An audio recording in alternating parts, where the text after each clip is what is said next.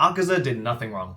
Nothing. If you've seen the Demon Slayer movie or read the manga, put yourself in his shoes for a second. Akaza doesn't wear shoes. Okay, put yourself in his little ankle bracelets for a sec. Oh, but he killed Rengoku. Yeah, that's his job. He's an upper rank demon. Look, I love Rengoku as much as the next guy, but we've all seen what Muzan does to demons that do not do their job. Akaza didn't even want to kill him. He was all like, yo, Kyojuro, bro, you should just be a demon and come hang out with me. We'll be best buds. It's gonna be great. We got cookies. We don't got cookies, but like, you know, the point is the options he had were take out this demon slayer or get off by your boss. Not really good options, okay? So I can't even fault him for that. And by the way, he doesn't even get along with the other demons. He doesn't like Kokushibo. He hates Doma. He doesn't even like Muzan. He just has to obey his orders because, you know, he's like whispering in his ear and whatever. Let's remember, even as a demon, Akaza never killed or ate women. You know why? Because he's a feminist icon. I'll take it one step further. He didn't want to be a demon either. Y'all saw what happened. And as a human, he's even more innocent. He's just a victim of circumstance, bro. Imagine things from his perspective. You are now an 11-year-old kid named Hakuji. You have no friends, no education, no future. You don't even have a mom. All you have is your dad. The only family you have left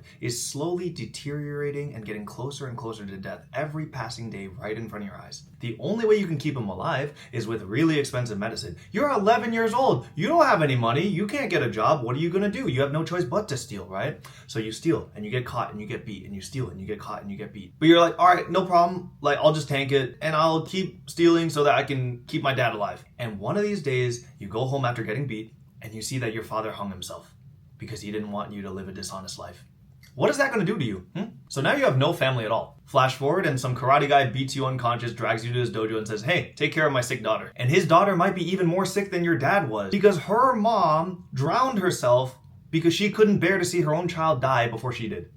That's messed up. She's so sick that she can't even dream of getting up and walking down the road to go see some fireworks. So you promise her that you will take her to go see some fireworks. Even if you can't see it this year, you're going to see it next year or the year after that. You look after her every single day. You stay up every single night, making sure that she gets healthier bit by bit. And also you practice karate when you're not doing that. A couple years pass and she's actually getting better. And her dad is like, hey kid, want to take over my dojo and marry my daughter? Probably the first good thing to ever happen to you, right? So what do? You go visit your dad's grave to go dust it off, pay your respects, and tell him that you're gonna live an honest life from now on. You come back home and your fiance and her dad are dead. Why are they dead? Because the jealous dojo next door poisoned the well because they couldn't take you or your master in a fair fight.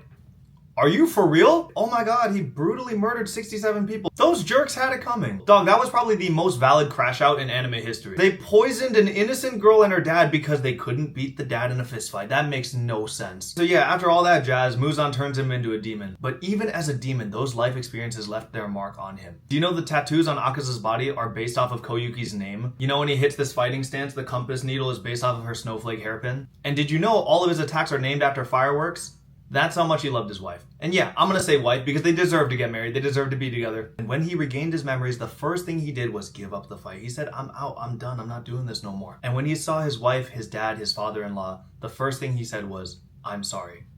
He was so full of compassion, so full of love. And she loved him too. She loved him so much that she went to hell with him. He was a good guy all along. Now, what's really funny is that Tanjiro and Giyu don't even see this backstory, right? We see it because we're the audience, but to them, they're just like fighting this guy, getting their asses beat, and then the guy just like smiles and like dissolves and disappears. So they're like, what? What just happened? So yeah, he did nothing wrong. Anyway, rant over. Let me know if you'd like me to talk about the Zenitsu versus Upper Moon 6 or the Shinobu versus Doma fight.